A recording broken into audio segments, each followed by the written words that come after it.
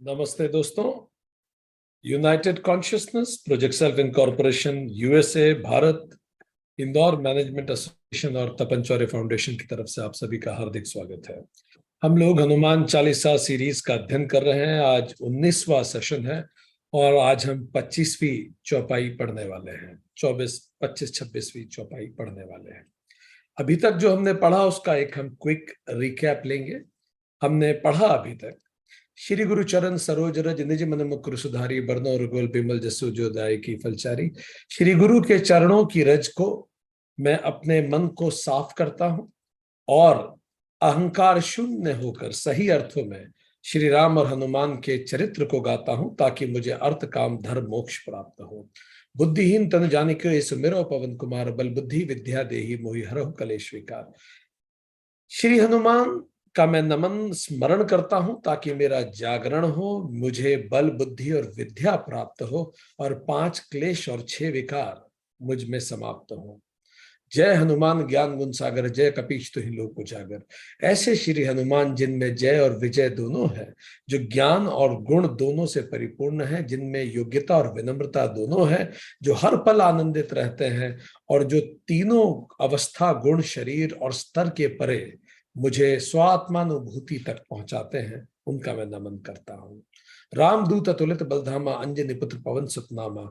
ऐसे श्री हनुमान जिनमें शौर्य और धैर्य दोनों हैं, जो श्री राम के दूत हैं, स्वयं चैतन्य के दूत हैं, जो स्थूल, सूक्ष्म और वासना शरीर के परे विद्यावान है, उनका मैं नमन करता हूं। महावीर विक्रम बजरंगी, कुमति निवार सुमति की संगी। ऐसे श्री हनुमान जिनका यश स्वयं भगवान गाते हैं, जिनका अंग वज्र के समान है और जो कुमति से सुमति की ओर मुझे लेके जाते हैं, मैं उनका नमन करता हूं। कंचन बरन विराज सुबेसा, कानन कुंडल कंचित कैसा।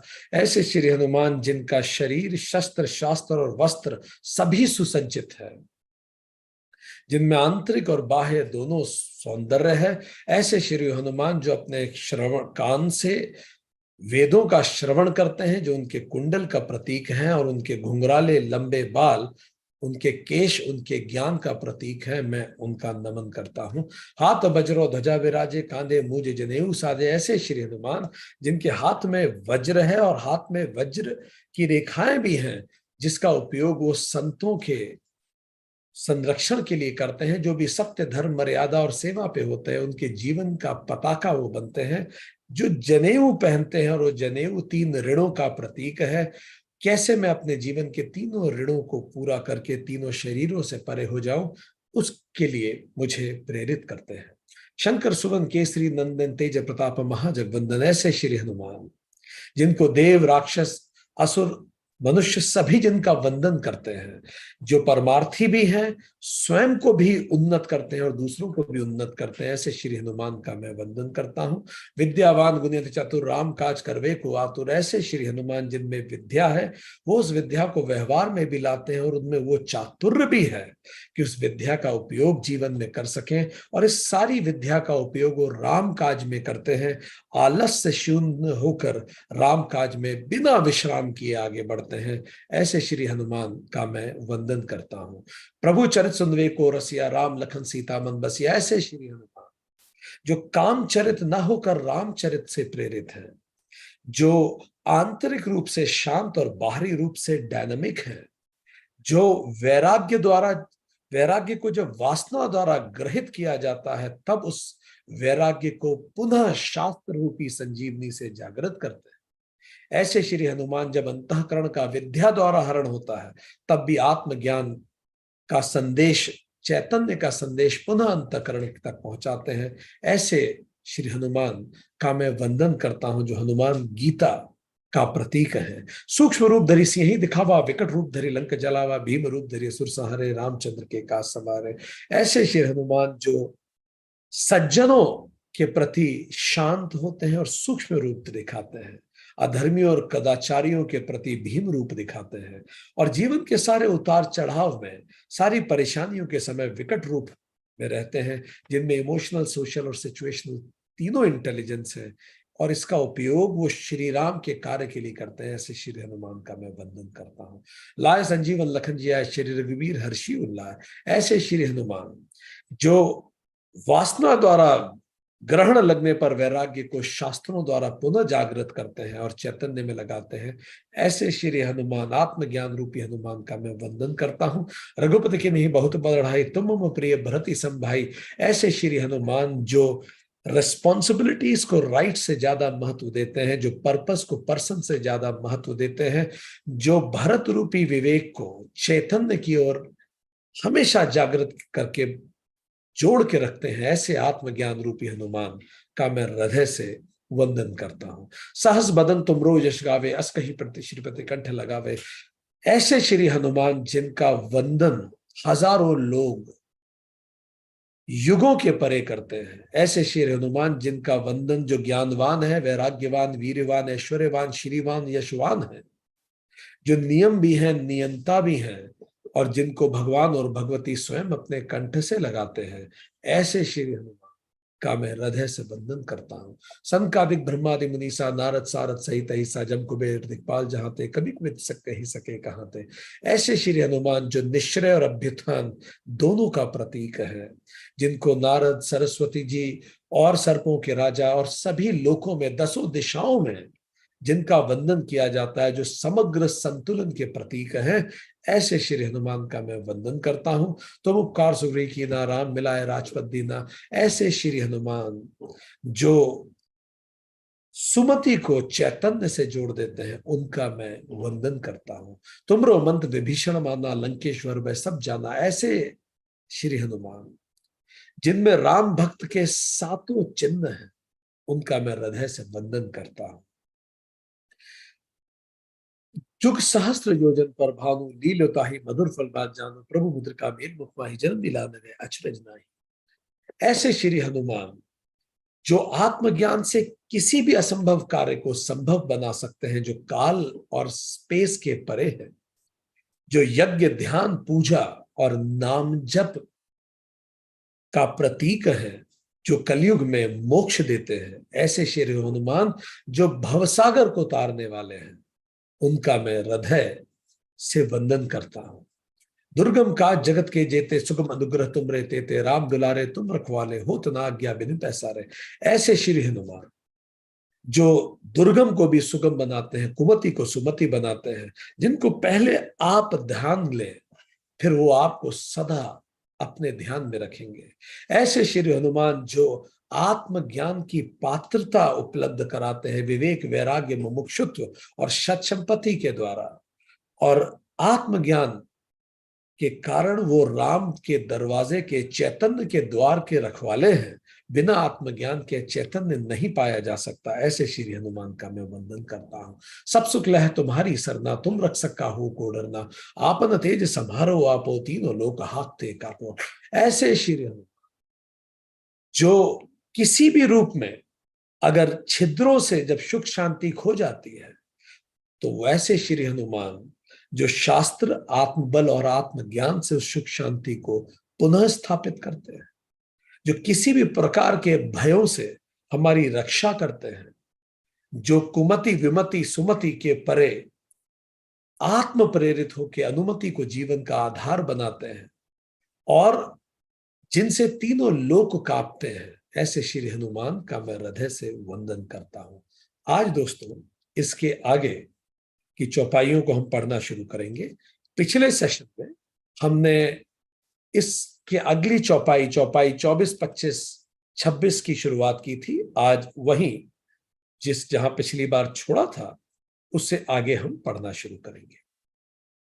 हमने इस चौपाई में जाना था जिसमें हमने देखा था कि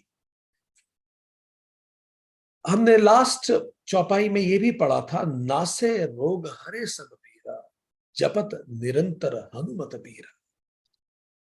जब हम हनुमान जी का निरंतर जप करते हैं, तो सारे रोग समाप्त हो जाते हैं और सारी पीड़ा समाप्त हो जाती है।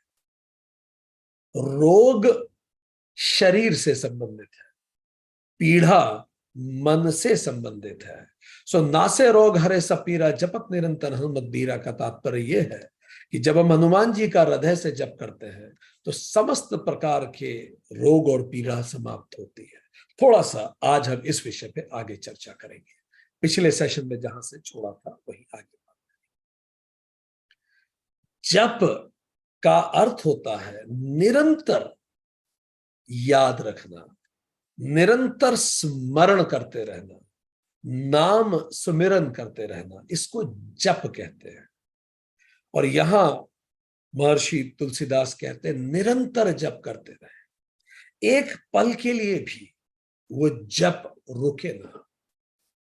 एक एक करके इन दोनों को हम समझेंगे, पर इससे पहले काशी नरेश की एक कथा जो इस निरंतर जप के महत्व को बताती है कि कैसे निरंतर जप करते रहना किसी भी प्रकार के रोग और पीड़ा को समाप्त कर देता है। तो एक बार कुछ ऐसा हुआ कि श्री राम के दरबार में काशी नरेश आए। काशी नरेश ने सभी को प्रणाम किया, पर बाय चांस ऋषि विश्वामित्र को प्रणाम करना वो चूक गए। ऋषि विश्वामित्र व्यक्तिगत रूप से इससे आहत हुए और उन्होंने श्री राम जो उनके शिष्य थे उनको आदेश दिया कि गुरु के मान की रक्षा करना शिष्य का परम कर्तव्य है। श्री राम ने कहा कि इस बात मुझे भान में है। तो ऋषि विश्वामित्र ने कहा तो जिस काशी नरेश ने मेरा मान हनन किया है तुम उसका जीवन हनन करिए। श्री राम ने अपने तरकश से 3 बाण निकाले और वचन दिया अपने गुरु को कि गुरु का मान समाप्त करने वाले को गुरु की इच्छा अनुसार समाप्त कर देंगे। अब जैसे ही काशी नरेश को यह बात पता पड़ी कि स्वयं श्री राम उसका संहार करना चाहते, वो इधर उधर घबरा के भागने लगे। नारद जी के पास पहुंचे। नारद जी ने कहा श्री राम से आपको कौन बचा सकता है। फिर नारद जी तो चूंकि युक्ति संगत व्यक्ति थे, उनको एक युक्ति आई। उन्होंने कहा आप ऐसा करें, हिमालय पे माता अंजना तप कर रही है, आप अंजना के पास चले जाइए, उनके पैर तब तक न छोड़िएगा माता के जब तक वो आपको वचन न दे दें कि आपकी रक्षा करेंगे। काशी नरेश तुरंत माता के पास पहुंचे। माता अंजना के उन्होंने चरण पकड़ लिए और चरण तब तक छोड़ने को तैयार नहीं हुए जब तक माता ने वचन न दे दिया कि ठीक है मैं तुम्हारे प्राणों की रक्षा करूंगी। और उसके बाद जब उन्होंने चरण छोड़े तो माता ने पूछा ये तो बताओ तुम्हारे प्राणों को संकट किससे है। तो काशी नरेश ने बताया स्वयं अयोध्यापति रघुकुल नंदन श्री राम से। माता चिंता में पड़ गई कि श्री राम से कौन बचाएगा उन्हें। अब ये तो विषय चिंता का माता के लिए भी हो गया, क्योंकि माता वचन दे चुकी थी। माता ने तुरंत हनुमान जी को स्मरण किया जो उनके पुत्र थे। हनुमान जी तत्काल वहां प्रकट हुए। उन्होंने माता को नमन किया। माता ने बोला पुत्र आज जरूरत आन पड़ी है, वचन दो कि मेरी सहायता करोगे और मेरे वचन का मान रखोगे। हनुमान जी ने कहा माता के वचन का मान रखना तो पुत्र का कर्तव्य है, इसमें वचन की कोई बात ही नहीं। माता ने बोला 1 बार नहीं 3 बार वचन दो। हनुमान जी ने 3 बार वचन दिया कि इसमें कोई दूसरा विचार नहीं, माता का वचन पुत्र का धर्म है। जब उन्होंने वचन दिया 3 बार कि माता के वचन की रक्षा करेंगे, तब हनुमान जी ने पूछा वचन क्या है।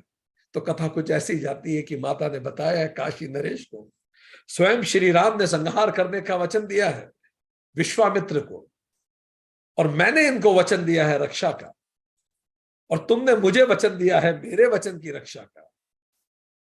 अब जो उचित कर्तव्य हो वो करो। हनुमान जी युक्ति संगत व्यक्ति थे।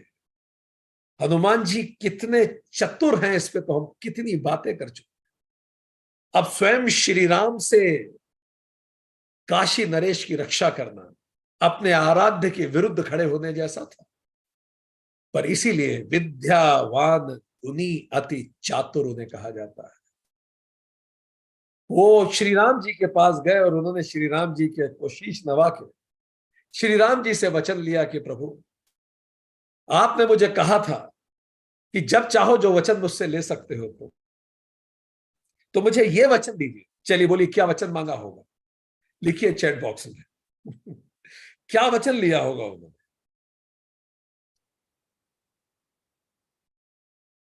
लेट्स सी हम में से कौन Hanuman can think like Hanuman at least for time being. क्या वचन लिया होगा उन्होंने।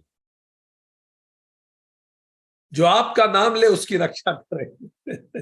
जो वचन दिया है उसको पूरा करें। मैंने जो वचन दिया है वो आप पूरा करें। ठीक है, बहुत अच्छा। और कोई। तो the right answer is, Ravi ने जो कहा वो बिल्कुल ठीक बात है। उन्होंने ये वचन लिया कि जो भी आपका नाम चांद करे उसकी रक्षा करने का मुझे शक्ति प्राप्त हो, कि अगर कोई आपका नाम स्मरण करता हो तो मैं उसकी रक्षा कर सकूं सच्चे मन से। श्री राम ने उनको तथास्तु कह दिया। अब किस तरह से ये पूरा लूप बना। उन्होंने काशी नरेश को कहा कि सरयू नदी में, आप सरयू नदी में आधा अंदर चले जाइए और अंदर से, और आधा शरीर ऊपर रखते हुए आप श्री राम का नाम जप करना शुरू कीजिए। एक पल भी जप मत रोकिएगा, निरंतर जप करते रहिए। काशी नरेश ने यही किया। इतने में श्री राम भी सरयू पे आए और देखते ही श्री राम मुस्कुराने लगे। उन्हें सब समझ में आ गया कि ये सब चल क्या रहा है। उन्होंने पहला तीर निकाला और उन्होंने कहा, हनुमान तुम बीच में से हट जाओ। हनुमान जी ने कहा कि हे प्रभु, आपके वरदान के अनुरूप आज काशी नरेश सच्चे मन से आपका नाम स्मरण कर रहे हैं और मैं वचनबद्ध हूं इनकी रक्षा के लिए। मैंने माता को वचन दिया है और आपका वरदान है मेरे पास। तो पहला तीर हनुमान जी के पास आके ही वापस लौट गया। दूसरा तीर भी हनुमान जी के पास आके वापस लौट गया। स्वयं राम के तीर हनुमान जी के पास आके लौटने लगे। तीर हनुमान जी के पास आते और हनुमान जी जय जय श्री राम कहते हैं। वो भी हर पल श्री राम का जप कर रहे थे, काशी नरेश भी कर रहे थे। अंतिम में जब तीसरा तीर छोड़ने की बारी आई, श्री राम ने एक दिव्यास्त्र निकाला। इतने में ही ऋषि वशिष्ठ भी वहां आए। स्थिति को देखते हुए ऋषि वशिष्ठ ने विश्वामित्र जी से निवेदन किया कि इस बार आप काशी नरेश को छोड़ दें। राम और हनुमान एक दूसरे के सामने हैं और सृष्टि ऐसा नहीं देखना चाहेगी कि श्री राम ने श्री हनुमान पे दिव्यास्त्र प्रयोग किया हो। विश्वामित्र ने मान किया काशी नरेश को कि आगे से वो ऐसी गलती नहीं करेंगे और ऋषियों का सम्मान करेंगे। राम ने श्री हनुमान को गले लगा के कहा, तुम्हारे चातुर्य का मैं सदा से कायल हूं, पर मुझे गर्व है कि तुमने अपनी माता का वचन रखा। निरंतर जप करना राम का, इसका अर्थ है निरंतर उस सत्य को ध्यान रखना, एक पल के लिए भी उस सत्य को न भूलना। रिसर्च ये बताती है कि जब हम लगातार कंसंट्रेशन के साथ किसी भी हायर वैल्यू को रिमेंबर करते, जब हम ध्यान करते हैं एक उच्च मूल्य का, हायर वैल्यू का, तो रिसर्च ने यह बताया है कि तनाव कम होने लगता है, विश्वास बढ़ता है जब आप जप करते हैं। तो यदि आप लगातार नाम जप करते हैं, श्री राम का नाम लेते हैं, हनुमान का नाम लेते हैं पूरे मन से, तो आपका तनाव कम होने लगेगा। दूसरा, शांति बढ़ती है। जब आप निरंतर उस श्री राम का नाम से तात्पर्य है उस सत्य का जिसका प्रतीक स्वयं राम है। राम चैतन्य का प्रतीक है, मेरे स्वरूप का प्रतीक है। जब पूरे मन से अपने अंदर विराजमान श्री राम का मैं ध्यान करता हूं और अपनी अखंड चेतना को जागृत करता हूं, उस समय शांति बढ़ती है, फोकस बहुत तीव्र होता है। तीसरा रिजल्ट, जब भी आप इस तरह से ध्यान करेंगे, आंख बंद करके अपने अंदर की चेतना को जागृत करेंगे, आप देखेंगे आपका फोकस बहुत बढ़ेगा। कोई आपसे बात करेगा, आप बहुत गहराई से एक एक शब्द उसका सुन पाएंगे। आप करके देखिए। जो लोग मेडिटेट करते हैं सेल्फ पे और किसी भी प्रकार का, उनका फोकस बढ़ता है। उनका कंसंट्रेशन बढ़ता है। पांचवा, उनका स्पैन ऑफ अटेंशन बहुत बढ़ जाता है। आप अगर बिजनेसमैन है, अगर आप प्रोफेशनल हैं, अगर आप लीडर हैं, या अगर आप कुछ भी नहीं है, आप होम मेकर हैं, तो भी हर जगह स्पैन ऑफ अटेंशन बहुत जरूरी है। कोई आपसे बात करे, आप कितनी गौर से उसकी बात सुन सकते हैं। रिसर्च ने प्रूव किया है, जब व्यक्ति मेडिटेट करता है किसी भी हायर वैल्यू पर, तो उसका स्पैन ऑफ अटेंशन बढ़ जाता है। हनुमान जी तो जब ध्यान में जाते थे श्री राम पे, इस कदर वो सघन ध्यान होता था कि जब त्रेता युग समाप्त हो गया, श्री राम चले गए, तो हनुमान जी हिमालय पे जाके तप करने लगे। और तप में कब युग बीत गया हनुमान जी को पता ही नहीं पड़ा। त्रेता चला गया, द्वापर युग आ गया, भगवान कृष्ण पैदा हो गए, कृष्ण बड़े हो गए, कृष्ण की शादी हो गई, इन्हें कुछ नहीं पता, ये उसी ध्यान में थे। एक बार नारद जी ने पूछा कि इस धरती पर सबसे अच्छा संगीत कौन बजाता है, सबसे अच्छी वीणा कौन बजाता है। नारद जी सोचते थे कि कृष्ण जी उनका नाम लेंगे। कृष्ण जी ने नारद जी को बस इतना कहा कि एक बार हनुमान जी से मिलाइए, वो कैलाश पे हैं, और उनसे निवेदन कीजिए कि वो एक बार वीणा से श्री राम का नाम लेके आपको सुना।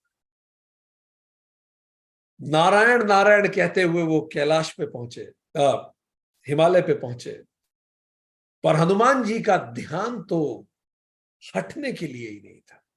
वो इतने सघन तप में थे। नारद जी ने कई बार उठाने की कोशिश की, पर वो उठे नहीं। वापस वो आ गए कृष्ण जी के पास। कृष्ण जी को बोला, उनका तो तप ही समाप्त नहीं हो रहा, वीणा तो बड़ी दूर की बात है, वो क्या वीणा बजाएंगे। श्री कृष्ण ने बोला, क्या तुमने श्री राम का नाम लिया? उन्होंने बोला, नहीं, मैंने नारायण का नाम लिया। उन्होंने नारद को बोला, जाइए और श्री राम का नाम लीजिए। नारद फिर से गए, जैसे ही श्री राम का नाम लिया, हनुमान जी ने सदियों का अपने तप के बाद आंख खोली, नारद को प्रणाम किया, और नारद जी ने तब उन्हें संदेश बताया, प्रभु युग बीत गया है, द्वापर हो गया, भगवान अवतरित हो गए, एक बार आप वीणा से श्री राम का नाम लें। हनुमान जी ने तुरंत वीणा ली और श्री राम जी का भजन गाने लगे। हनुमान जी के शब्दों में इस कदर तेज था कि वो बर्फ पिघलने लगी, और जहां नारद खड़े थे, वो उसी में बर्फ, पिघलती हुई बर्फ में अंदर दबने लगे, वो अंदर धंसने लगे, आधे धंस गए। और फिर हनुमान जी ने वीणा रखी और अपना गान समाप्त किया, और बर्फ फिर जम गई। नारद जी ने बोला, मुझे तो मुक्त कराइए। तो हनुमान जी ने बोला, आप तो स्वयं इतनी अच्छी वीणा बजाते हैं, आप खुद बजा के मुक्त हो जाइए। हनुमान जी फिर ध्यान में जाने लगे। नारद ने इतनी वीणा बजाई, पर बर्फ नहीं पिघली। इस कदर कंसंट्रेशन हनुमान जी का था। ऐसी सुंदर कथाएं आती हैं जो बताती हैं कि हनुमान जी जो करते थे, वो इस कदर कंसंट्रेशन से करते थे कि चारों तरफ वेग और ऊर्जा भर जाती थी। इमोशनल बैलेंस बढ़ जाता है अगर आप मेडिटेट करते हैं। आपको जल्दी गुस्सा नहीं आएगा, आप बहुत शांत रहेंगे तुलनात्मक, अगर आप नाम जप करते हैं। जप करते रहिए। एक जैन कथा है, चीन में कन्फ्यूशियस जब हुआ करते थे, तब उनके यहां एक नियम था। हुआ ये कि एक व्यक्ति पहली बार चीन गया, उसने देखा कि दो लोग वहीं किसी व्यस्त बाजार में आपस में लड़ रहे हैं, जोर जोर से चिल्ला रहे हैं। ये उस पे चिल्ला रहा है, वो इस पे चिल्ला रहा है। पर वो देख रहे थे कि 10 मिनट हो गए चिल्लाते चिल्लाते, और वो धमकी भी दे रहे, तुझे मार दूंगा, तुझे ये कर दूंगा, पर कोई किसी पे हाथ नहीं उठा रहा। वो व्यक्ति देखता रहा कि चिल्ला रहे, एक दूसरे के बिल्कुल पास आते, मुंह के पास हाथ लेके वापस ले जाते। तो उस व्यक्ति को बड़ा अजीब लगा, ये इतनी देर से धमकी दे रहा है, ये तो हाथ ही नहीं उठा रहा। उसने किसी से पूछा कि कितनी देर लड़ेंगे ऐसे, ये तो बोले ही जा रहे हैं, कुछ कर ही नहीं रहे हैं, चिल्ला रहे हैं। तो वहां के एक नागरिक ने बताया कि यहां कन्फ्यूशियस का नियम चलता है, एक्चुअली ये एक दूसरे को गुस्सा दिला रहे हैं तेज तेज बोल के, इशारा करके। जिसने पहले हाथ उठाया, हमारे यहां ये परंपरा है, वो हार गया। तो अभी क्या है, दो दो हाथ एक दूसरे को उत्तेजित कर रहे हैं हाथ उठाने के लिए।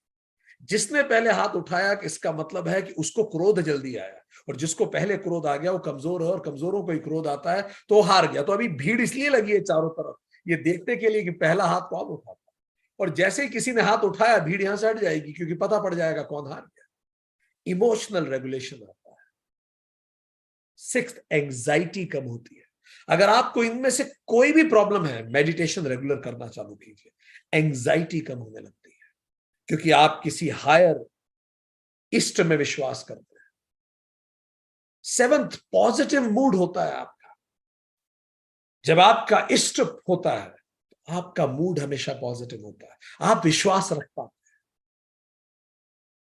हैं। एट्थ, जब आप मेडिटेट करते हैं, जप करते हैं, तो आप साक्षी भाव विकसित कर पाते हैं। ध्यान करते समय आप खुद को ध्यान करते हुए देख पाते हैं।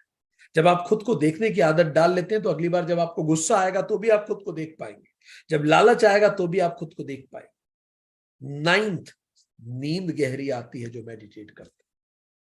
टेंथ, क्रॉनिक अगर कोई बॉडी में पेन है, आप अगर मेडिटेट करते हैं उस पॉइंट पे, तो धीरे धीरे पेन भी कम महसूस होता है।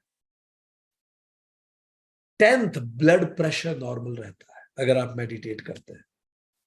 एंड 11th, सेल्फ अवेयरनेस बढ़ती है, आप खुद को बेहतर समझ पाते हैं। तो ये बहुत महत्वपूर्ण है कि हम जप करें। और जप कैसे करें? निरंतर जप करें, बिना रुके जप करें, लगातार जप करें। निरंतर जप करने का मतलब है डेलिब्रेट प्रैक्टिस, रेगुलरली। आज जप किया, फिर 2 दिन छोड़ के फिर किया। हाँ, इसका रिजल्ट तब आएगा जब आप उतने ही समय, लगभग उसी समय, उतने ही ड्यूरेशन पे रेगुलर जप करेंगे। एंड्रीज एरिक्सन ने इस पे रिसर्च की, और उन्होंने इस बारे में बताया कि जब आप डेलिब्रेट प्रैक्टिस करते हैं, तो आपके बॉडी में पूरी तरह से परिवर्तन आना चालू होता है। सो जप हमेशा निरंतर करना है। प्रैक्टिस जो होगी वो डेलिब्रेट होगी। आप कम समय निश्चित करें। यू सेट, कैसे करना है? स्टेप 1, सेट क्लियर गोल्स, कि भाई मैं 10 मिनट करूंगा, तो 10 मिनट रोज सेम समय, अपने कंफर्ट जोन से निकल के उस फिर से कुछ भी कर रहे हैं उस समय रेगुलर जप करना शुरू कीजिए। ठीक, जब आप ये करना शुरू करेंगे, कंसिस्टेंसी मेंटेन कीजिए रेगुलर उस समय। एक सुंदर श्लोक आता है वेदों में, ऐत्रेय ब्राह्मण अध्याय 3 खंड 3 में आता है, शयानः कलिहि भवति। जो सोता है, जब आप सोते हैं तो आप कलयुग में हैं। संजिहानः तु द्वापरः, जब जगते हैं और सचेत होते हैं, ये द्वापर युग है। उत्थिष्टः त्रेता भवति, जब आप उठते हैं, उठ के बैठते हैं, तो समझिए अब आप त्रेता युग में आ गए हैं। चरण कृतम संपादते उधम, और जब आप चलना शुरू करते तब आप सतयुग में आ जाते हैं। तो रोज सुबह ऐत्रेय ब्राह्मण कहते हैं, ये चारों युग हमसे गुजरते हैं। जो सोता रहता है, मान लीजिए कलयुग में ही है।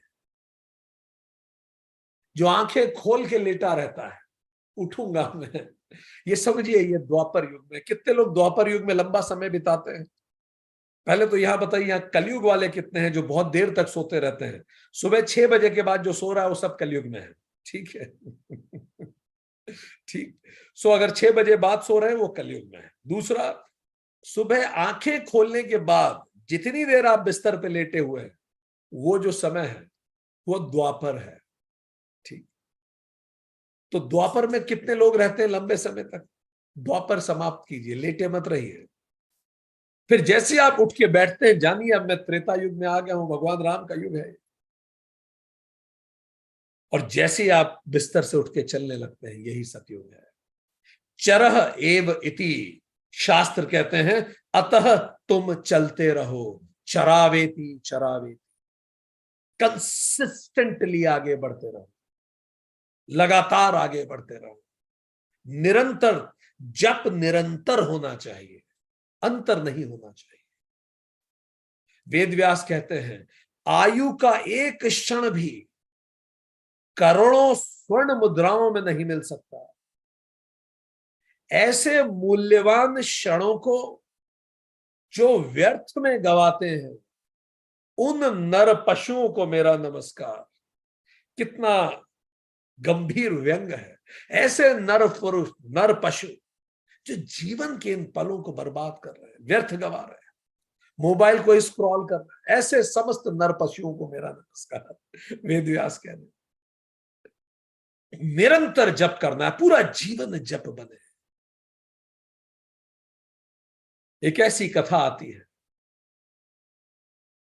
कि एक आदमी छाया को पकड़ने के लिए दौड़ा चला जा रहा था। सूरज उसके पीछे था, तो छाया उसके आगे आगे भागती जा रही थी। कितना ही कोशिश करे वो छाया को पकड़ेगा कैसे। सुबह से लगा रहा, दौड़ता रहा, पर सूरज चूंकि पीछे था तो छाया आगे भागती जा रही, थक गया वो, पकड़ में नहीं आ रही थी। फाइनली गुरु के पास गया कि गुरु जी बताएं मैं क्या करूं, छाया पकड़ में नहीं आती। गुरु जी ने प्यार से उसके सर पे हाथ फेरा, उसको पलट दिया, बोला तुम अपना रास्ता पलट दो, सूरज की ओर दौड़ो, सूरज की ओर मुंह करके चलो, तो छाया तुम्हारे पीछे चलेगी। आप सूरज की ओर दौड़िए तो छाया स्वतः पीछे होने लगेगी। ये छाया है माया और सूर्य है आत्मज्ञान। हनुमान जी, जब हम आत्मज्ञान की तरफ जाते हैं, माया तो पीछे दौड़ती है। आत्मबल बढ़ाइए, बाकी सब अपने आप होने लगेगा। इस दुनिया में जितने बड़े अचीवर्स हैं, उनमें सब में एक कॉमन चीज है, वो रिजल्ट की चिंता नहीं करते, वो प्रयासों की बात करते हैं। वो सूरज की ओर दौड़ते हैं, परछाई नहीं पकड़ते। रिजल्ट परछाई है, मेरे पुरुषार्थ की परछाई ही तो रिजल्ट है। बड़ा पुरुषार्थ होगा, बड़ा रिजल्ट आएगा, छोटा पुरुषार्थ होगा, छोटा रिजल्ट आएगा। परिणाम छाया मात्र है, सक्सेस केवल छाया है।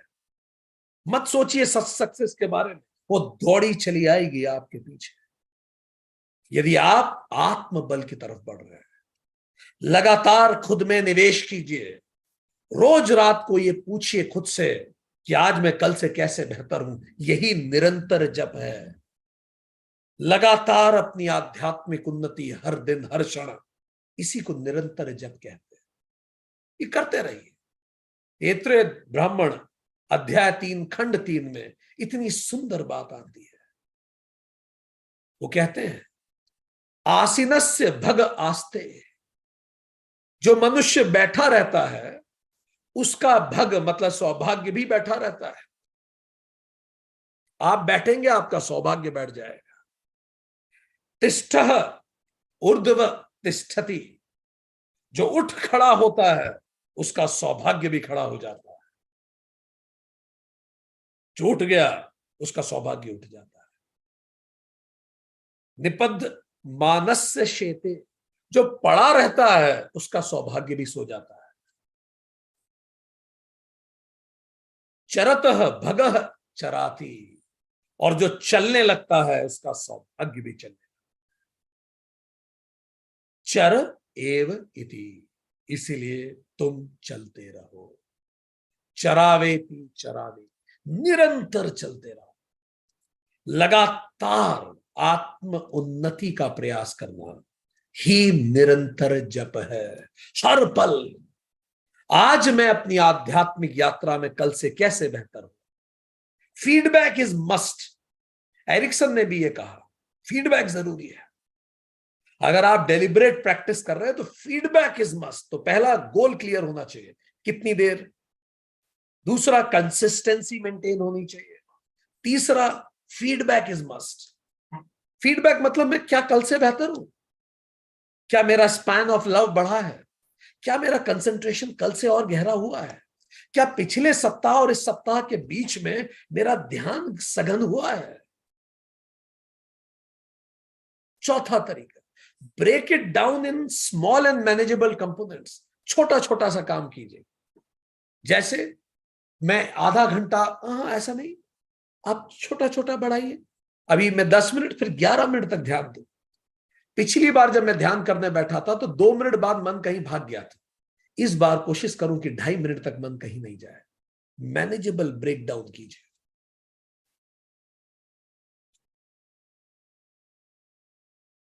नेक्स्ट, फिफ्थ, कैसे करना है? Practice with full attention. पूरा अटेंशन देके फिर इस ध्यान की प्रैक्टिस कीजिए। हमने बोला ना, श्री हनुमान जब गाते थे तो बर्फ पिघल जाती थी। कोई distractions, be there mentally and physically. जितनी देर हम कर रहे हैं, रिकॉर्ड करें, रिफ्लेक्ट करें, रिफॉर्म करें एंड रिपीट करें। यह तरीका है मेडिटेशन को बढ़ाने में। रिकॉर्ड करें। क्या रिकॉर्ड करना है? कितनी देर में फोकस रहा, और जैसे ही मेरा फोकस खत्म हुआ, स्टॉप क्लॉक लगा के बैठिए, ध्यान में जाइए। जितनी देर तक आप ध्यान लगा पाए ठीक है, और जैसे ही ध्यान कहीं और जाए, आंखें खोलिए, देखिए कितने सेकंड तक मैं ध्यान में रहा। इस सेकंड को बढ़ाते, ये रिकॉर्ड है। फिर क्या कारण है, मैं और कैसे बेहतर कर सकता हूं? रिफॉर्म कीजिए, रिफ्लेक्ट कीजिए इस पे, फिर रिफॉर्म कीजिए, और इसको रिपीट करते रहिए। आप देखेंगे धीरे धीरे धीरे धीरे। And seek expert guidance. Expert की गाइडेंस लीजिए अगर आवश्यकता हो तो। ये सब करने से, और अंतिम बात, एम्ब्रेस डिस्कंफर्ट। थोड़ा डिस्कंफर्ट होगा शुरू में जब ध्यान लगाएंगे, चुनौतियां आएंगी। इसी को तो तप कहते हैं। तप का मतलब ही है उच्च आदर्श या उच्च उद्देश्य के रास्ते में जितनी परेशानियां आए उनको सहर्ष स्वीकार कर। धनुष की डोरी जब पूरी तनती है तभी तो तीर को दूर फेंक पाती है। तनाइए, अपने पूरे मन को तन दीजिए, सारे डिस्ट्रैक्शंस दूर फेंक जाए। सो ये डिस्कंफर्ट को चेरिश कीजिए। अभी नहीं बैठ पा रहे हैं या कुछ भी, पत्थर भी रगड़ खाए बिना हथियारों की धार तेज कहां होती है? जब पत्थर पे रगड़ाते हैं तो हथियार तेज होते हैं। यही विवेक है हमारा। रगड़ने दीजिए, इसको प्रैक्टिस दीजिए। बिजली भी रगड़ से उत्पन्न होती है। तो बिल्कुल ठीक बात है, गाइडेड मेडिटेशन कर सकते हैं। तो हमने बताया क्या करना है। डेलिबरेट जब कैसे करते हैं? पहला, सेट गोल्स कीजिए छोटे छोटे। दूसरा, कंसिस्टेंट रहिए। तीसरा, फीडबैक लेते रहिए। चौथा,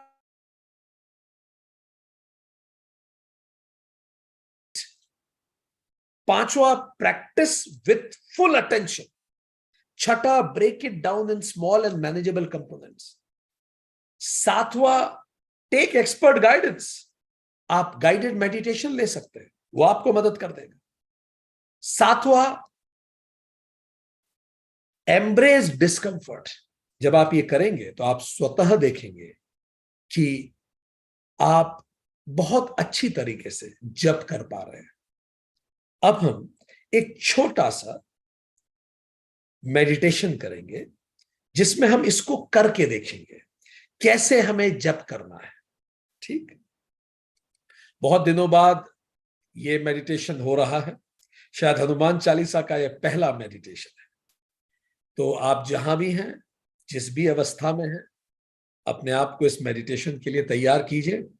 ये मेडिटेशन स्वयं श्री हनुमान जी पर हम करेंगे, और हम ये समझने की कोशिश करेंगे जपत निरंतर हनुमत बीरा का क्या तात्पर्य है, कैसे जप किया जाता है श्री हनुमान का। तो अपने आप को जहां भी हैं एक ऐसी स्थिति में लाइए जिसमें आप बिल्कुल कंफर्टेबल हो।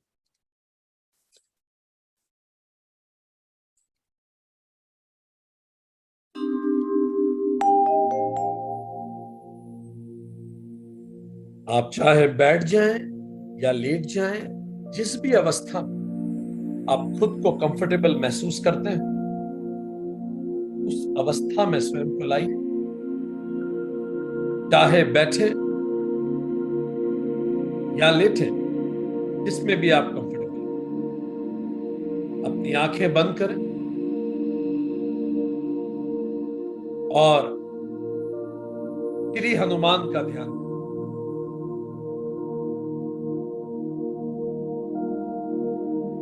अंतरात्मा से ये कहें, हे प्रभु, आपको साक्षी मान, हे पवन पुत्र, आपके मार्गदर्शन मैं अपने सांसों की यात्रा पर जाता हूं, मुझे शक्ति प्रदान करें।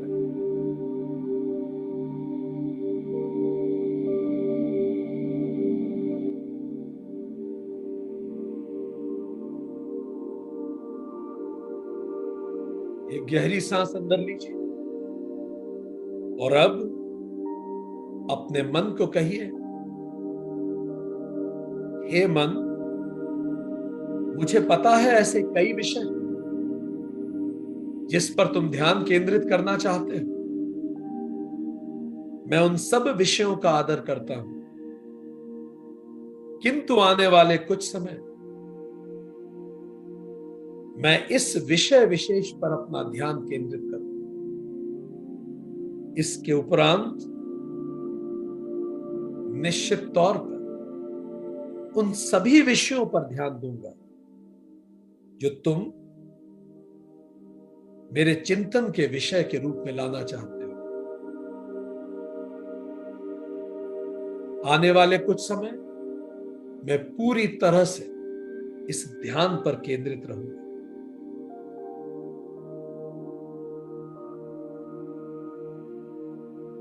एक और गहरी सांस लीजिए और अपनी सांसों के प्रति जागरूक हो जाए। अपनी सांसों के रिदम पे ध्यान दीजिए।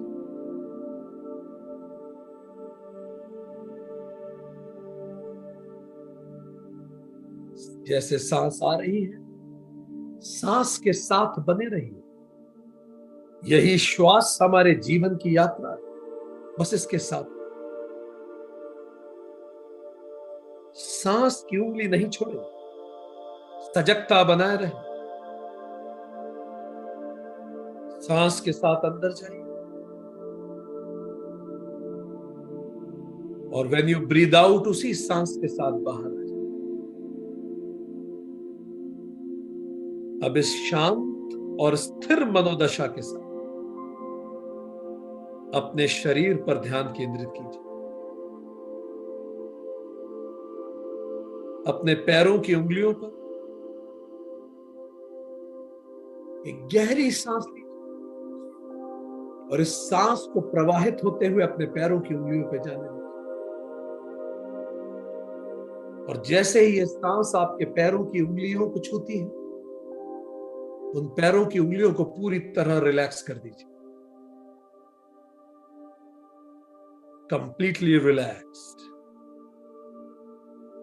एक और गहरी सांस लीजिए। अपनी पिंडलियों को और थाई मसल्स को पूरी तरह से रिलैक्स कर दीजिए। पूरी तरह से विश्राम।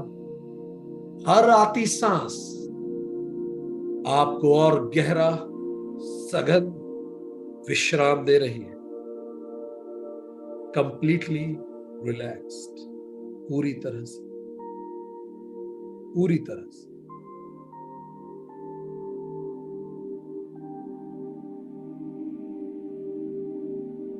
पूरी तरह से।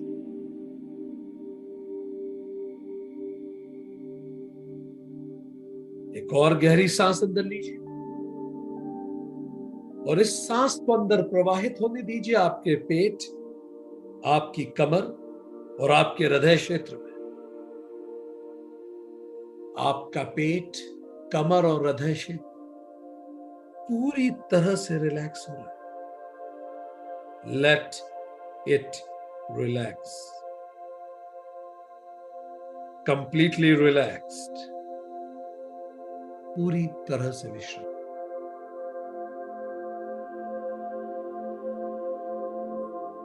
एक और गहरी सांस, और इसी सांस अपने हाथों, अपने गर्दन और अपने कंधों में प्रवाहित होने दीजिए। सजगता बनाए रखिए और महसूस कीजिए आपकी गर्दन पूरी तरह से रिलैक्स हो रही है। भले आप अपनी गर्दन को हिला के महसूस कर सकते हैं। फील दैट एब्सोल्यूट रिलैक्सेशन, पूरी तरह से relaxed, completely relaxed, relaxed, relaxed, relaxed, relaxed.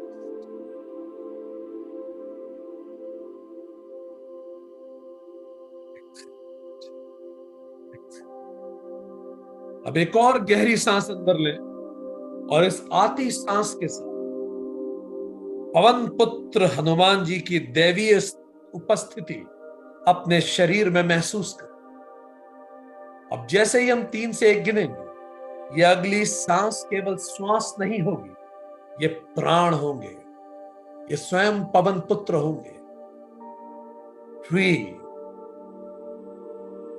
आपका शरीर पूरी तरह से विश्राम है। 2, और हम जैसे ही एक बोलेंगे, आप एक गहरी सांस लेंगे और उस सांस के साथ स्वयं पवन पुत्र को अपने शरीर में उपस्थित महसूस कीजिए। वायु पुत्र इस श्वास के साथ आपके शरीर में उपस्थित है। 1, take a really deep breath.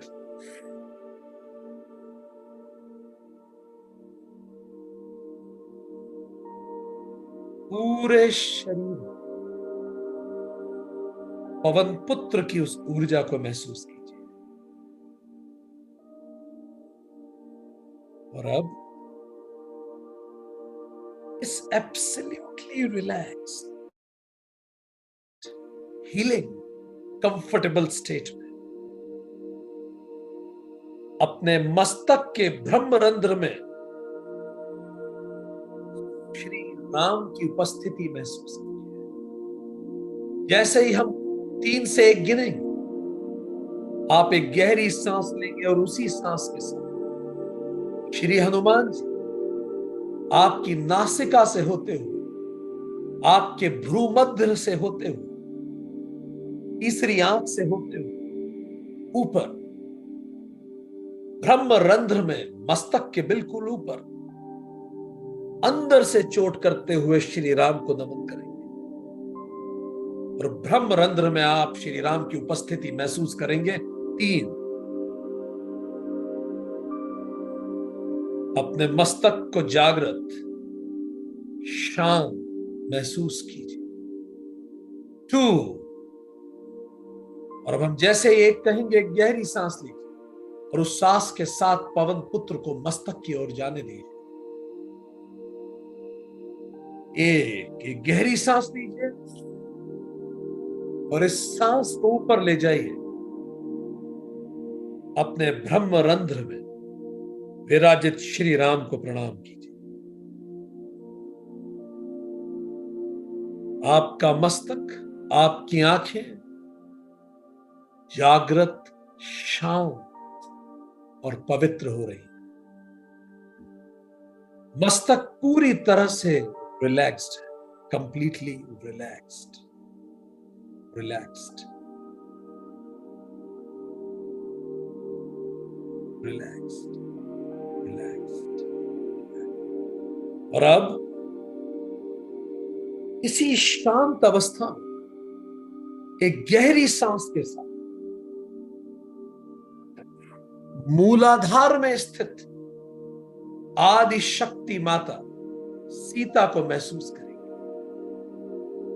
अगली एक गहरी सांस लेंगे और वो सांस तेजी से, उस श्वास के साथ तेजी से श्री हनुमान, पवन पुत्र हनुमान को अब नीचे जाने दीजिए। अपने मूलाधार पे, जहां आपकी रीढ़ की हड्डी समाप्त होती है, वहां कुंडलिनी माता के रूप में आदि शक्ति माता, माता सीता अवस्थित है, जो अशोक वाटिका में बंधित है। वहां श्री हनुमान को पहुंचने दीजिए। उस मूलाधार की तीव्र ऊष्मा को महसूस कीजिए। पूरा ध्यान उस मूलाधार पे ले जाइए, आपकी रीढ़ की हड्डी के बिल्कुल नीचे।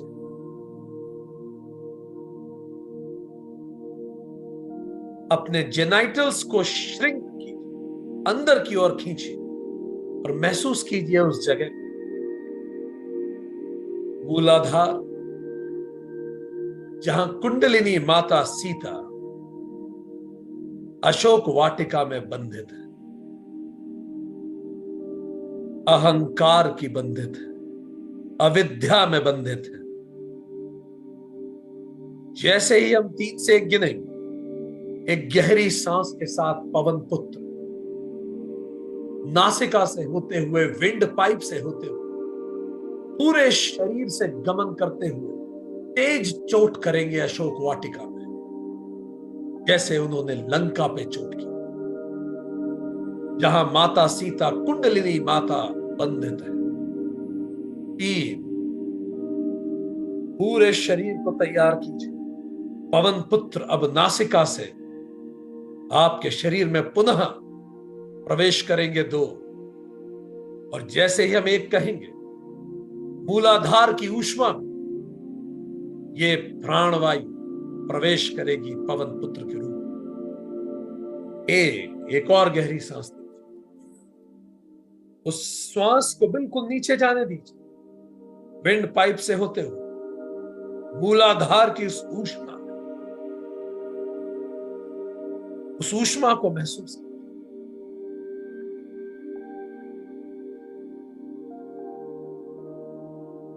और उस ऊष्मा को जैसे ही ये वायु पुत्र पहुंचे, उसको प्रकट होता हुआ महसूस कीजिए। प्रज्वलित हो गई वो ऊष्मा, मूलाधार में आपको वो ऊष्मा, वो हीट महसूस हो गई।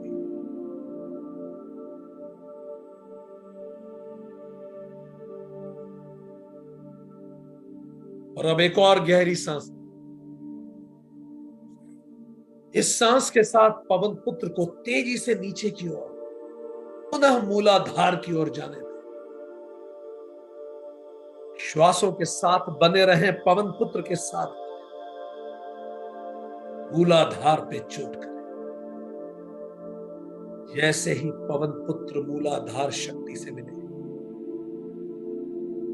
उसी क्षण मूलाधार की शक्ति तीव्र होती हुई महसूस करें। उसकी ऊष्मा को ऊपर की ओर उठते हुए महसूस करें, जैसे आदि शक्ति माता श्री राम से मिलने के लिए तत्पर है।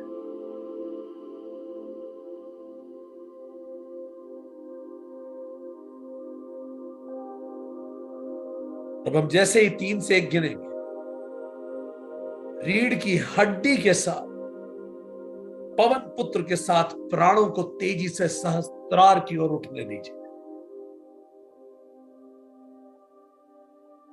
और पवन पुत्र के साथ प्राणों को सहस्त्रार तक पहुंचता हुआ महसूस करें। जैसे हम 3 से 1 गिनेंगे, आप एक गहरी सांस लेंगे और वो सांस तेजी से मूलाधार पे चोट करेगी। और मूलाधार पे चोट करते ही मूलाधार की ऊष्मा पवन पुत्र के साथ सुषुम्ना नाड़ी से होते हुए ऊपर सहस्त्रार की ओर बढ़ी। एक गहरी सांस लीजिए। 3, इस सांस को अंदर जाने दीजिए, तेजी से मूलाधार पे चोट कीजिए।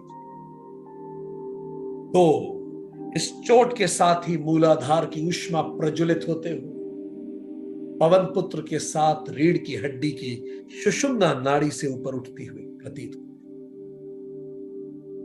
इसी के साथ गहरी आध्यात्मिक शांति, उन्नति, मानसिक स्थिरता, शरीर को गहरे विश्राम में जाने दीजिए।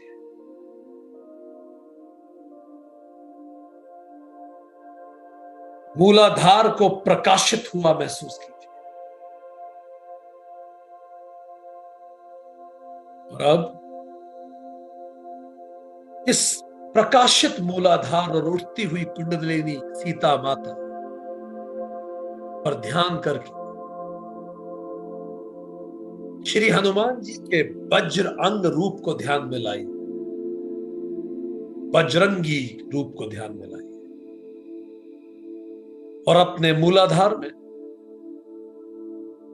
कहीं भी शरीर के किसी भी हिस्से में कोई भी अगर आपको दर्द हो, उस दर्द को ध्यान में लाइए और हमारे साथ 3 बार लम मंत्र का जाप करेंगे।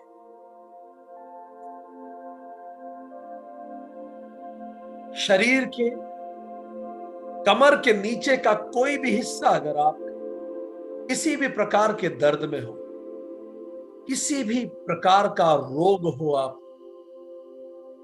आपके घुटने दुखते हो, पिंडलियों में समस्या हो, कोई सा भी कमर के नीचे का क्षेत्र जहां किसी भी प्रकार का दर्द हो, और यदि कमर के नीचे का क्षेत्र ना हो तो शरीर में कोई भी क्षेत्र जहां किसी भी प्रकार का दर्द हो, उस क्षेत्र पर ध्यान केंद्रित कीजिए और जैसे ही हम लम का जाप करेंगे पूरी वाइब्रेशन उस क्षेत्र में भेजिए और वाइब्रेशन के साथ श्री हनुमान के वज्र अंग रूप को ध्यान में लाइए। गहरी सांस लेंगे और सांस छोड़ते साथ लम बोलेंगे। गहरी सांस लीजिए, लम।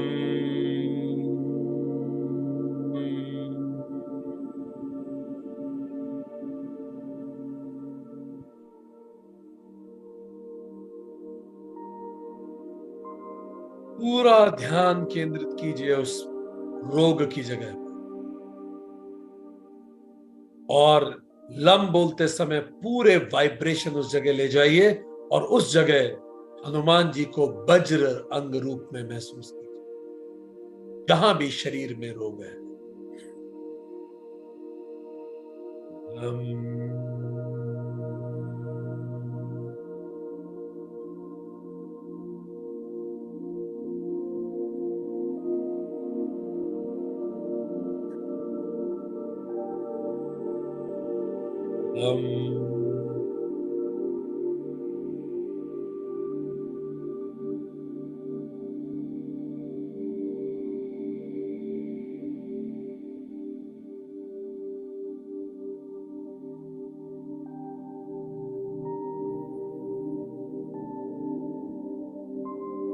अब इस ऊर्जा को शरीर के उस अंग में महसूस करें। महसूस करें शरीर का वो अंग किस प्रकार स्वस्थ महसूस कर रहा है।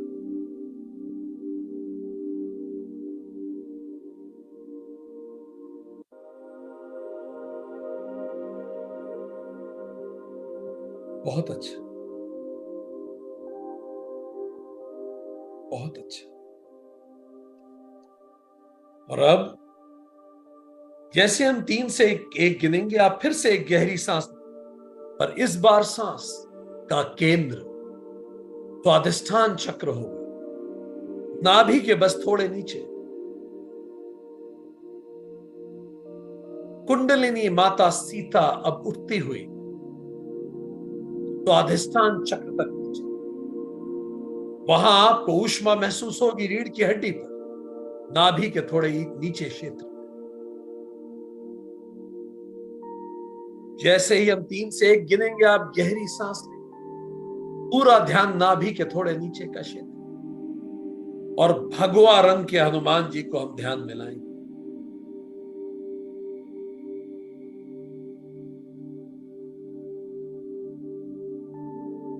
3, अपने आप को पूरी तरह से तैयार कीजिए।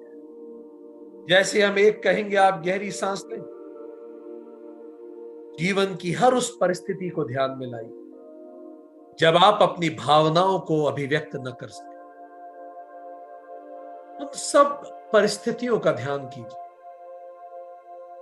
जब आप खुद को प्रभावी रूप से अभिव्यक्त न कर सके। आपके ऑफिस में आप कुछ कहना चाहते थे पर कह न सके। 2, तरह से तैयार हुई उस गहरी सांस के, जिसमें भगवा रंग के हनुमान जी आपकी नासिका से प्रवेश करेंगे और स्वाधिष्ठान चक्र जो नाभि के थोड़ा नीचे है वहां चोट करके कुंडलिनी माता को और ऊपर लेके आएंगे। उन सब पलों को याद कीजिए जब आप रिश्तों में अपनी बात को अभिव्यक्त न कर सके। उन पलों को भी याद कीजिए जब आप खुद को समझ ना सके। वो सारी दबी हुई भावनाएं, दबी हुई अभिव्यक्ति, सबको याद कीजिए जिसमें होपलेसनेस फील की, कमजोर फील हुआ। जैसे हम एक कहेंगे, गहरी सांस के साथ स्वादिष्ठान पर चोट करेंगे, भगवा रंग के श्री हनुमान जी नासिका से प्रवेश करेंगे। एक गहरी सांस लीजिए, सांस को नीचे जाने दीजिए। विंड पाइप से होते हुए नीचे जाते हुए जोरदार चोट कीजिए नाभि के नीचे के क्षेत्र में, जेनाइटल्स के क्षेत्र, और इसी चोट के साथ रीढ़ की हड्डी से प्राण को और ऊपर उठते हुए महसूस कीजिए, जो अब नाभि के पीछे तक आ गए। सुषुम्ना में प्राण और ऊपर उठते हुए, और अब इस उठे हुए उज्जवल प्राण ऊर्जा के साथ हम 3 बार वम मंत्र का जाप करेंगे, और हर बार वम के दौरान पल को जिसको आपने याद किया था, जब आप अपने आप को अभिव्यक्त न कर सके, उस पल को ध्यान में लाइए और वम के साथ अपने आप को अभिव्यक्त करता हुआ देखिए। हनुमान जी की उस ऊर्जा के साथ, भले वो प्रोफेशनल लाइफ में रहा, पर्सनल लाइफ में रहा, व्यक्तिगत जीवन में रहा, अपने आप को मजबूती से, सक्षमता से अभिव्यक्त करते हुए देखिए। श्री हनुमान की शक्ति से अभिव्यक्त कीजिए। गहरी सांस लेंगे और सांस छोड़ते समय मुंह से बोलेंगे वम, और उस दृश्य को ध्यान में लाएंगे और अपने आप को अभिव्यक्त करता हुआ देखेंगे हनुमान जी की शक्ति से। गहरी सांस लेंगे, वम,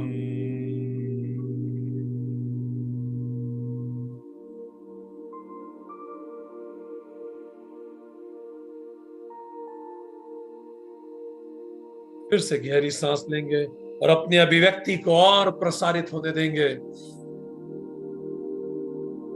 वम,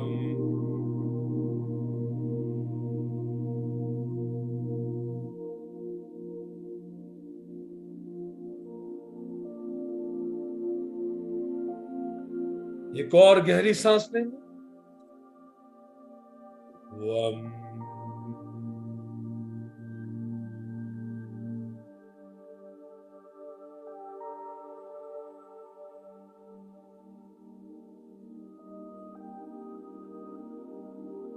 और इस वम जाप के साथ भगवा रंग के हनुमान जी की ऊर्जा के साथ अपने आप को पहले से बेहतर अभिव्यक्त करता हुआ महसूस कीजिए। अगली श्वास में कुंडलिनी ऊर्जा माता सीता मणिपुर चक्र नाभि क्षेत्र तक आएंगे। हमें गहरी सांस लें और जोरदार चोट करेंगे मणिपुर चक्र।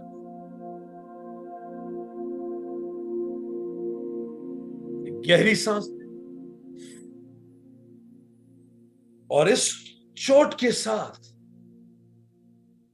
उन हनुमान जी को कल्पित करें जो समुद्र के किनारे अपने विराट रूप में समुद्र लांघने के लिए तैयार खड़े। उस हनुमान जी को याद कीजिए जो समुद्र के किनारे पहली बार समुद्र को लांघ के जाने के लिए अपना विराट रूप में खड़े हैं। वो बलशाली, आत्मबल से भरपूर, दृढ़ संकल्पित, आत्मविश्वासी हनुमान जी को कल्पना कीजिए। और अब जैसे ही हम अंदर गहरी सांस लें, वो हनुमान जी जो समुद्र लांघने को तत्पर, वो नासिका से प्रवेश करते हुए मणिपुर पे चोट करेंगे और कुंडलिनी ऊर्जा नाभि तक ऊपर उठेगी। 3, 2, 1, एक गहरी सांस लीजिए और अत्यंत बलशाली हनुमान जी को अपने शरीर में आने दीजिए और इस प्राणवायु के साथ जोरदार चोट कीजिए अपनी नाभि पे और उसी चोट के साथ ऊपर उठती हुई महसूस कीजिए अपनी कुंडलिनी सीता।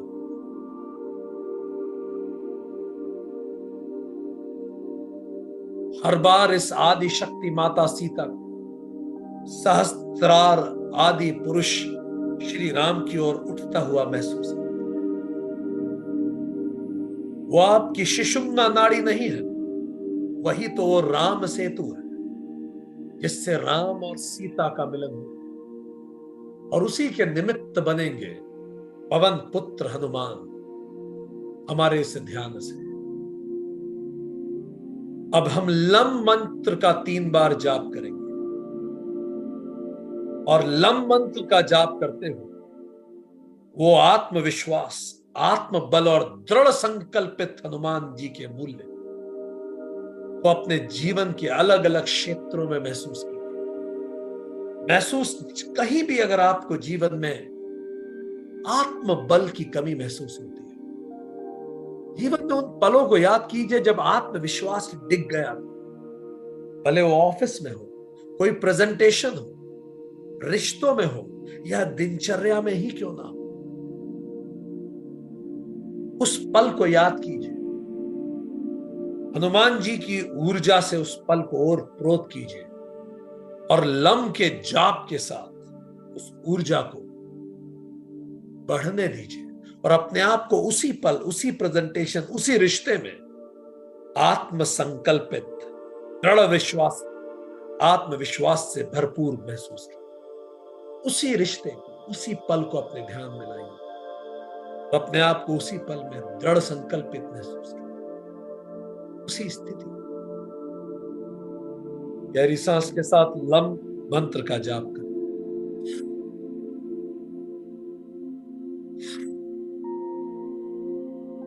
लम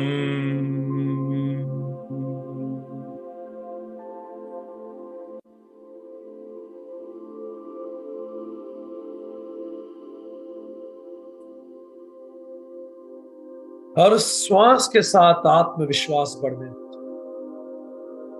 आप किसी भी चुनौती का सामना कर सकते हैं। हनुमान जी की कृपा से आपका आत्मबल इतना बढ़ा हुआ है कि बड़ी सी बड़ी मुश्किलें आपके सामने छोटी है। फिर से लम का जाप करेंगे। रम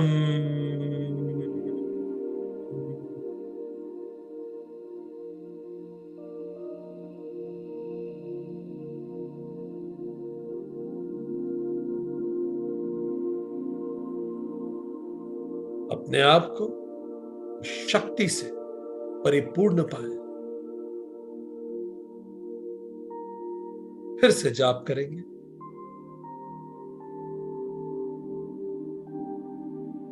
फिर से जाप करेंगे। गहरी सांस अंदर लेंगे। फिर से रम का जाप करेंगे। रम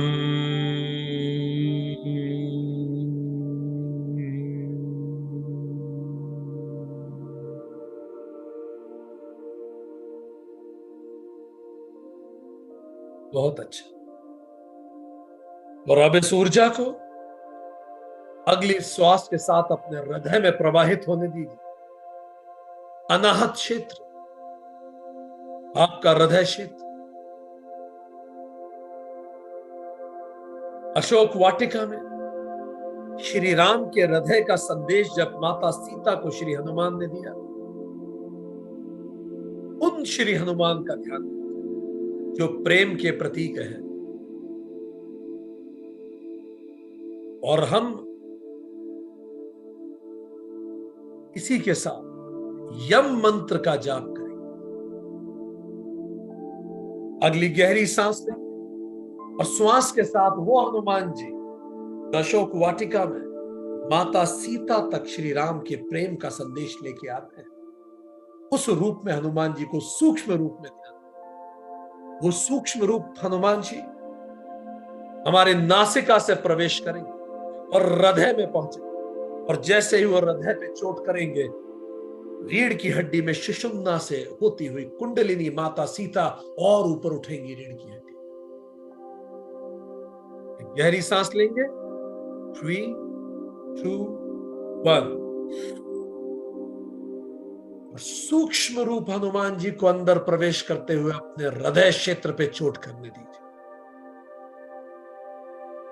नासिका से होते हुए जैसे ही हृदय क्षेत्र में चोट, पीछे अपनी कुंडलिनी ऊर्जा को उठता हुआ महसूस करें। हृदय क्षेत्र में सभी के प्रति प्रेम महसूस करें। शरीर के प्रत्येक अंग को इस भगवत प्रेम में डूब जाने दीजिए, सभी के लिए प्रेम। हम 3 बार यम मंत्र का जाप करेंगे। पहले यम मंत्र में समस्त वनस्पतियों को ध्यान देना, अपने प्रेम को सब तक पहुंच जाने दीजिए।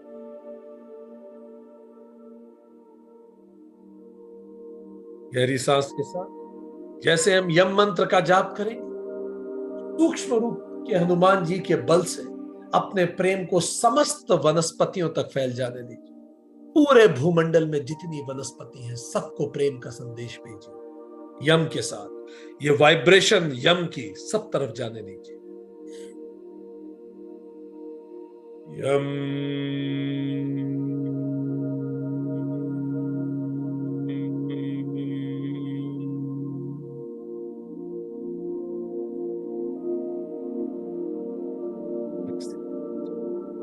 अगले यम के जाप के साथ पूरी भूमंडल के जितने पशु पक्षी जीव हैं, कीट पतंगे हैं, उन सब तक अपने इस प्रेम को पहुंच जाने दीजिए। वो सब जिनसे हम ये प्लेनेट शेयर करते हैं। गहरी सांस लेंगे, पशु पक्षियों को ध्यान में लाएंगे, सूक्ष्म रूप हनुमान की शक्ति से इस प्रेम की वाइब्रेशन को सब तक पहुंचाएंगे। गहरी सांस के साथ लेंगे, यम बोलेंगे, यम।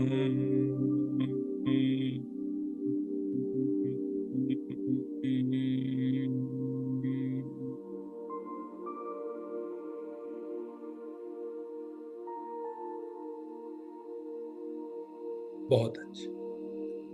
अब अंतिम बार समस्त मनुष्य जाति को अपने ध्यान में लाएंगे। सभी प्राणी मात्र, किसी से विरोध भी रहा तो भी सभी को माफ करते हुए, सभी के लिए अनंत प्रेम और करुणा और क्षमा के साथ यम कहेंगे। हर उस व्यक्ति को ध्यान में लाएंगे जिससे किसी भी प्रकार की नाराजगी हो, और अपने प्रेम की ऊर्जा उस तक भी भेजेंगे, करुणा की ऊर्जा भेजेंगे, सूक्ष्म रूप के हनुमान जी के ध्यान के साथ। गहरी सांस लेंगे, यम।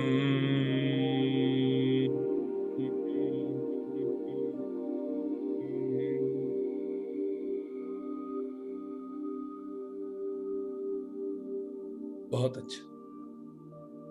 और अब इस शांत मानसिक अवस्था अगली श्वास के साथ विशुद्ध चक्र पे ध्यान केंद्रित करेंगे, जो गर्दन के क्षेत्र में, जो अभिमान का भी प्रतीक है। रावण के दरबार में अपने पूंछ के सिंहासन पर विराजमान शौर्य रूपी हनुमान जी का मंदिर। रावण के सिंहासन, रावण के दरबार में ध्यान कीजिए। पूंछ के ऊपर अपने सिंहासन पे विराजमान श्री हनुमान जी, उनको ध्यान में लाएं, जो निर्भयता और सबलता से रावण को श्री राम का संदेश सुनाने गए।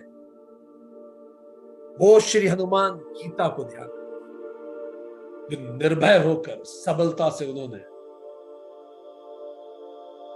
शौर्य के साथ रावण को सुना, उस हनुमान रूप को ध्यान में लीजिए। और जैसे हम गहरी सांस लेने का कहेंगे, वो हनुमान जी जो रावण के सामने सिंहासन पर आसीन है, वो नासिका से प्रवेश करेंगे और गले पर विशुद्ध चक्र पर चोट करेंगे।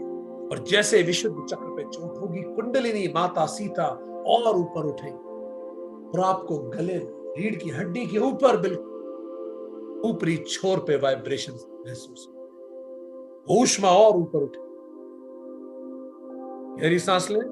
3, 2, 1। और इस गहरी सांस के साथ चोट कीजिए अपने विशुद्ध चक्र, हनुमान जी की शक्ति के साथ। और इसी चोट के साथ कुंडलिनी माता सीता रीढ़ की हड्डी के बिल्कुल ऊपर तक पहुंच, सुषुम्ना नाड़ी में महसूस कीजिए, गर्दन की तरफ को ऊष्मा महसूस कीजिए। और अब हम के मंत्र के साथ विशुद्ध चक्र में अवस्थित कुंडलिनी माता सीता का आह्वान करेंगे और हनुमान जी जो निर्भय रूप में वहां विराजमान है, उनका ध्यान करें। जीवन के हर क्षेत्र में जहां आप अपने आप को दृढ़ता से अभिव्यक्त नहीं कर सके, उसका ध्यान कीजिए। जब जब ऐसा हुआ कि आप ना कहना चाहते थे पर आप ना न कह सके, उसका ध्यान कीजिए। उन सभी दृश्यों का ध्यान कीजिए जब आप दृढ़ न रह सके, व्यवसायिक क्षेत्र, रिश्तों में, किसी मंच पे, कोई सी भी स्थिति में, उस स्थिति को ध्यान में लाइए। अगली सांस के साथ 3 बार हम मंत्र का जाप करेंगे और इस हम मंत्र के जाप के साथ विशुद्ध चक्र में अवस्थित इस ऊर्जा से, श्री हनुमान की शक्ति से उस क्षेत्र में अपनी दृढ़ता को हम स्थापित करेंगे। वो दृश्य ध्यान में लाइए जहां आप दृढ़ न रह पाए, और 3 बार हमारे साथ हम बोलेंगे और उस दृश्य में स्वयं को दृढ़ और मजबूत महसूस करेंगे। गहरी सांस लें। हम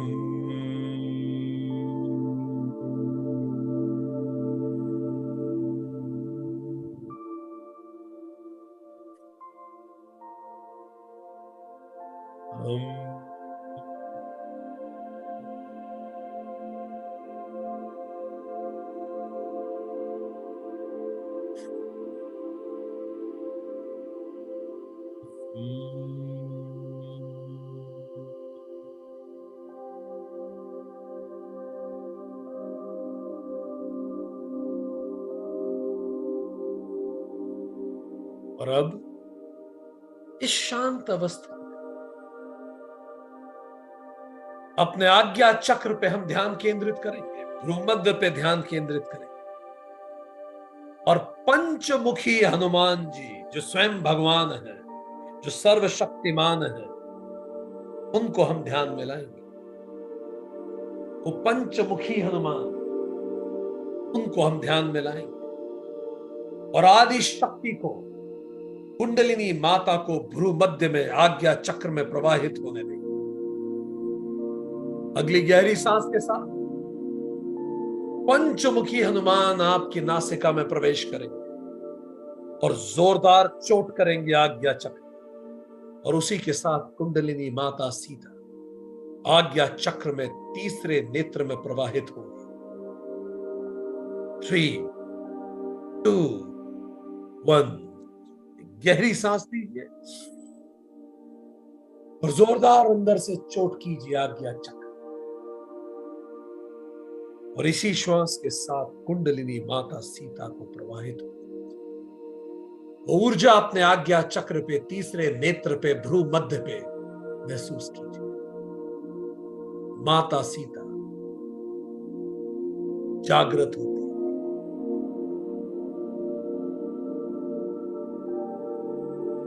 शांत, सबल और निर्भय स्थिति। जीवन के उस सारे क्षेत्रों का ध्यान कीजिए जहां आपको किसी भी प्रकार की कोई भी अस्पष्टता हो, कोई भी कंफ्यूजन हो, जीवन के उद्देश्य को जानना हो, अपने भविष्य की कोई चिंता हो, वर्तमान की कोई चुनौतियां हो, या भूतकाल की कोई डरावनी यादें हो, जो भी आपको परेशान करता है, अब हम 3 बार ओम मंत्र का जाप करें और उस ओम मंत्र के जाप के साथ भूतकाल की डरावनी यादें, वर्तमान की चुनौतियां और भविष्य की चिंताएं, उस समस्त पंचमुखी हनुमान को हम समर्पित कर देंगे। हमारा योग शील वही संभाले और हम निर्दय, निर्भय, निडर हो जाए। गहरी सांस लेंगे। सांस के साथ कोई भी चिंता का विषय जो आपका है उसको लेके आइए ध्यान में, और गहरी सांस के साथ जैसे हम ओम मंत्र का जाप करेंगे, पंचमुखी हनुमान की शक्ति से उस चिंता को उन पे समर्पित करके निश्चिंत हो जाए। 3, 2, 1। दृश्य सामने, चिंता सामने लाइए और गहरी सांस लीजिए।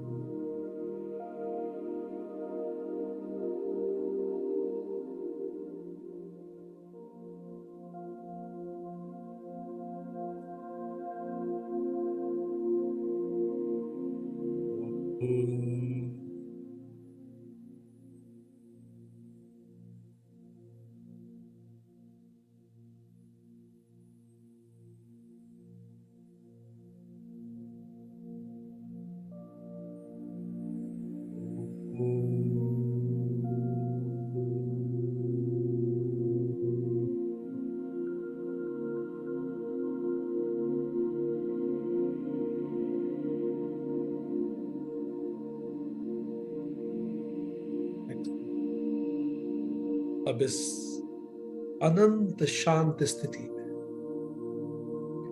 सहस्त्रार चक्र पे ध्यान केंद्रित किया, जहां स्वयं श्री राम विराजित, परम चैतन्य माता सीता का उनसे मिलन होने को है। पूरी सुषुम्ना जागृत हो जाने दे। कुंडलिनी माता सीता स्वयं श्री राम से मिल जाए और श्री राम दरबार बन जाए। पूरा जीवन श्री राम दरबार बन जाए। श्री हनुमान के हृदय को चीरकर माता सीता और श्री राम के एक हो जाने के दृश्य का दर्शन करें। अगली जैसे ही गहरी सांस आपने, ये सांस सीधे इसमें वो श्री हनुमान आपकी नासिका में प्रवेश करेंगे जिन्होंने अपने हृदय क्षेत्र को चीर के श्री राम सीता का एक होने का दृश्य जगत को दिखाया। जैसे हम एक कहेंगे, गहरी सांस लेके चोट कीजिए सहस्त्रार पे और उसी चोट के साथ राम और सीता जी का मिलन होगा। सुषुम्ना जागृत हो जाने दे, आदि शक्ति आदि पुरुष एक हो जाने दे, जीव परमात्मा एक हो जाने दे, आत्मा परमात्मा एक हो जाने दे, पूरे जीवन को श्री राम दरबार बन जाने दे। 3, 2, 1। एक गहरी सांस लीजिए और इसको केंद्रित कर दीजिए सहस्त्रार पर, ब्रह्म रंध्र पर, जहां स्वयं ब्रह्म रूपी श्री राम अवस्थित। उस आनंद को महसूस कीजिए जब कुंडलिनी माता उनसे मिल रही, जीव ईश्वर से, आपका ब्रह्म रंध्र में वो जागृति महसूस करें, उस दर्शन को महसूस करें, उस आनंद को महसूस करें, उस परम को महसूस करें।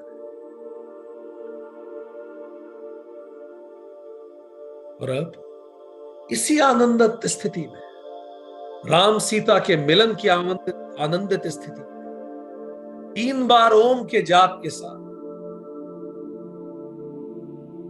गहरी सांस के साथ, ओम के जाप के साथ, पहले ओम में पूरा नगर और प्रदेश को अपने अंदर समेट लीजिए। दूसरे ओम में पूरे देश को अपने अंदर समेट लीजिए। और तीसरे ओम में समस्त विश्व और ब्रह्मांड को अपने अंदर महसूस कीजिए, क्योंकि हम ही तो वो ब्रह्म है। पहली बार ओम बोलेंगे और पूरे प्रदेश को, आप जिस भी प्रदेश, पूरे प्रदेश को अपने अंदर महसूस कीजिए उन श्री हनुमान की शक्ति से जिन्होंने सीना चीर के जीव ईश्वर एक का दर्शन दिया कि हम सब एक हैं। गहरी सांस लें।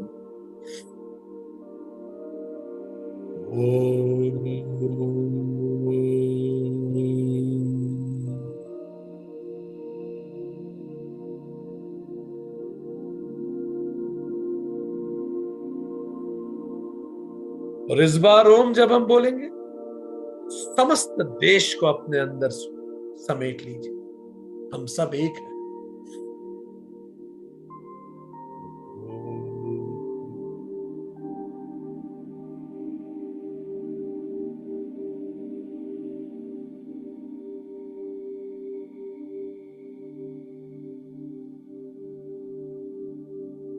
और अब पूरा ब्रह्मांड और विश्व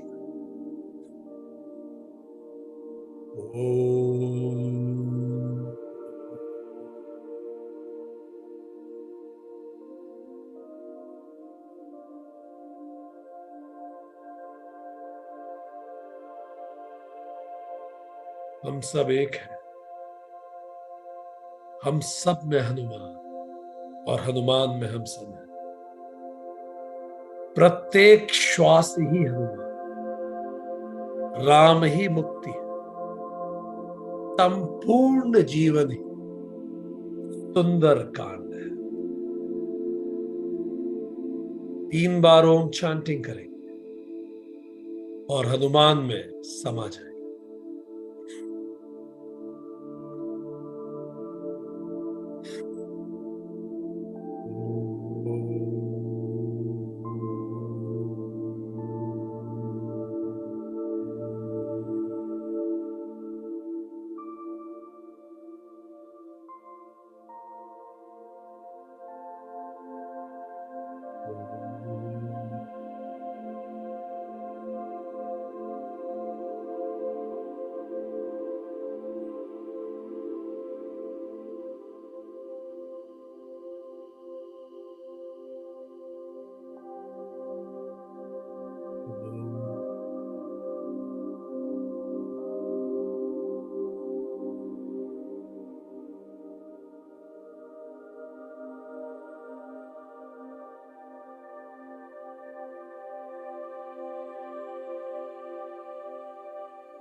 ओम शांति शांति शांति।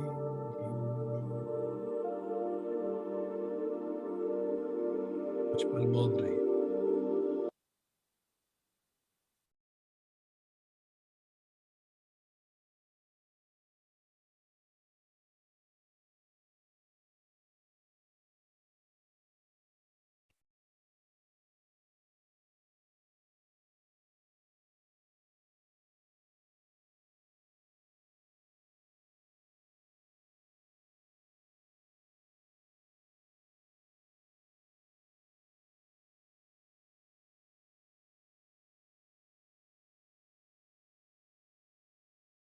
जब भी आप तैयार हो, अपनी आंखें खोल सकते हैं।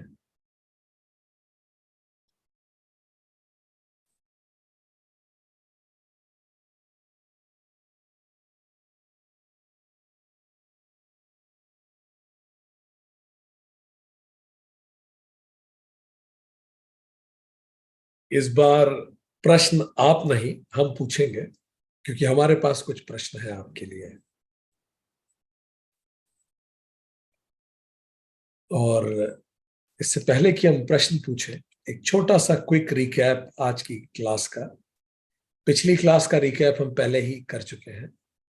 आज हमने बात किया कि किस प्रकार नासे रोग हरे सब पीरा जपत निरंतर हनुमत बीरा।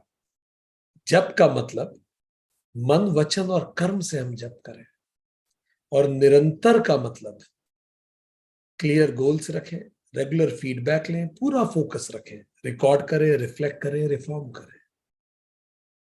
जब इस तरह से हम निरंतर जप करते हैं तो समस्त शारीरिक, मानसिक, व्यवसायिक हर प्रकार के परेशानियां समाप्त होती हैं, और यही श्री हनुमान करते हैं।